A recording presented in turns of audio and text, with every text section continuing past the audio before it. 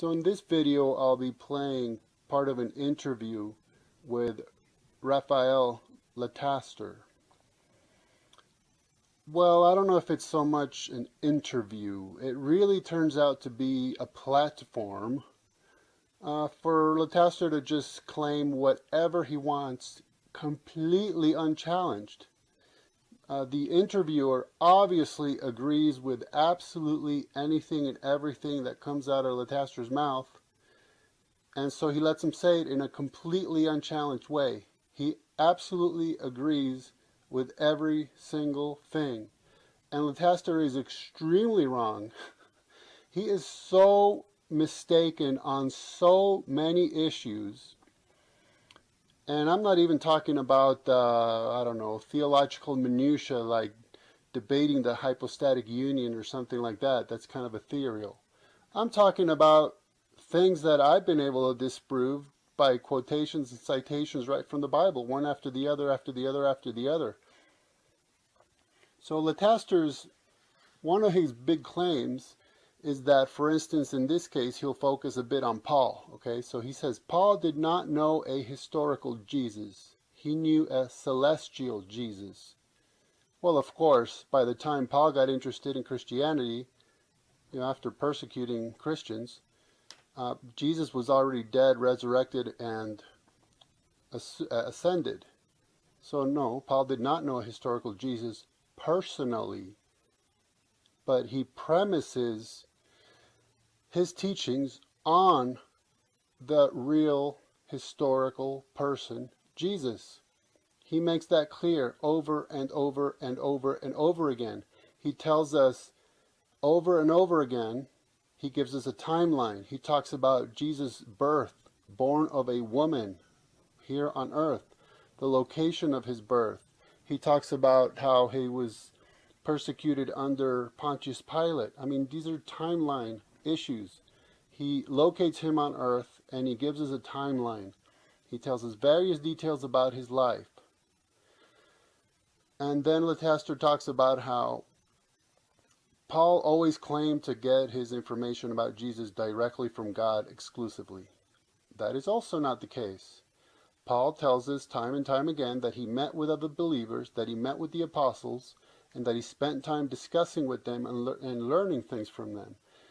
In other words, essentially 99% of what Lataster says is absolutely inaccurate in a very easy to prove manner, and the alleged interviewer, because he agrees with him, just lets it go, and just basically is fawning all over Lataster.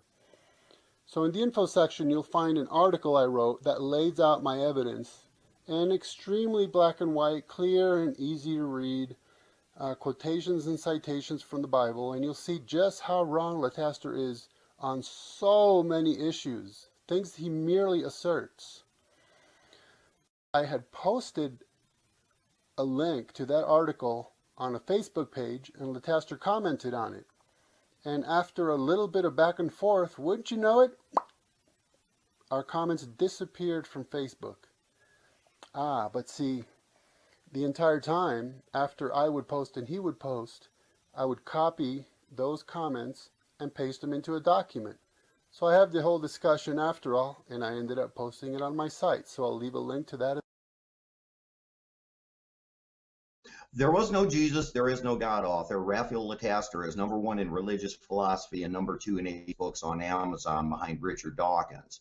This excellent little book stems from Raphael's peer-reviewed thesis at the University of Sydney. Raphael's many points against the methods and interpretations of the current majority of Jesus historicist Bible scholars show their findings to be utterly invalid. A member of our Christian Mythicist Facebook group, historian Raphael Lataster. Thanks, Tell us Phil. about your little... Sure. Thank you. Presents a number of reasons to doubt the existence of the biblical Jesus, and also the evidence for the existence of the Christian or monotheistic God, so in a very down-to-earth and humorous way even.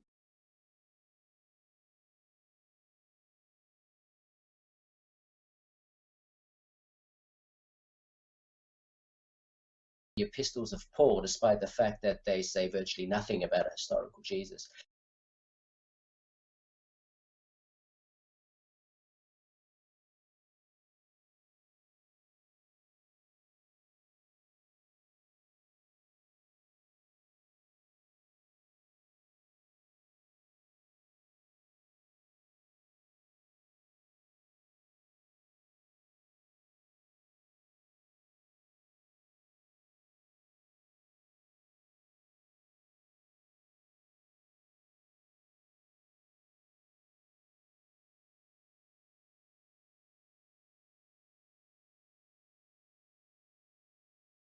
Well, this is like asking the. Let me ask you this. You know, the historians never show you what Jesus actually said, what the real Jesus, the actual historical guy they keep talking about. I'd like to know what his doctrines really were. Yeah, exactly. I don't know about the percentage. I might hazard a guess at 20% or 25% or so that there was a historical Jesus. But basically, as the claim that there was a historical Jesus of Nazareth, I see no good reason to accept it. So it is possible. There's nothing wrong with the idea that I think it quite likely that it's just made up from start to finish. I think that there really is no good reason to think. Maybe there's not a lot of reason to doubt it, but I think there is. But there's no good reason to think that there must have been a historical Jesus. You certainly don't need to explain the rise of Christianity by saying there must have been a historical Jesus, because that happened later. The documents we have all appear later than Jesus by decades or centuries even. That when people open the Bible, see Matthew, Mark, Luke, John, they then often say, well, Paul knows about all of this stuff and speak, this is what Paul is talking about, when in fact Paul is first, and he doesn't talk about an earthly Jesus. Yeah, you've pretty much hit the nail on the head there. People open up the Bible and they see the Gospels are there, and then they read the epistles of Paul and think, he's talking about the same guy that the Gospels are talking about. It becomes very easy to think that it's not only the biblical Jesus as a whole, the religious Jesus that is a myth, that is fiction, but it's the historical Jesus itself that may also be a fiction. That becomes very, very easy to Can you tell us exactly how you arrived at the likelihood that Paul is describing a celestial Jesus? Sure. Well, there's a number of reasons, and one is just removing those gospel-tainted glasses. But there also seems to be some disagreement between Paul and figures that we normally associate with being very close to Jesus, like Peter. There's one verse that has Paul opposing him to his face, and that seems quite shocking. He doesn't seem to get along with people that we normally associate with Jesus, and there are many cases in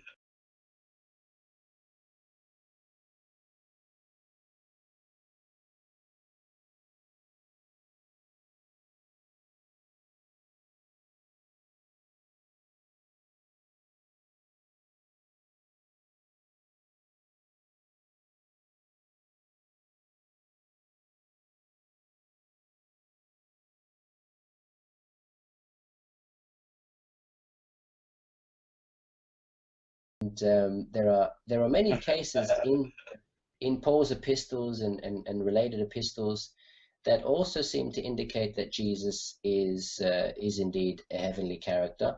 The epistle of, I think it's James, the epistle of James also portrays Jesus as a very angry, vengeful heavenly figure that will come, not a second coming, but a first coming to wreak vengeance for Israel and to unite the 12 tribes. And all this is quite shocking. Now, whenever Paul, putting the focus back on Paul, whenever he says that he knows something about Jesus, he basically says it comes straight from God. Now, this is obviously quite shocking to the historian, who would rather Paul say that he's got it straight from Jesus's mouth because he knew him all his life, or that he's got it straight from eyewitnesses. Rather than that, we see Paul saying that he actually gets it because of his direct link to the divine. The hell is that? What? What? What? What? What? What? What? What? What?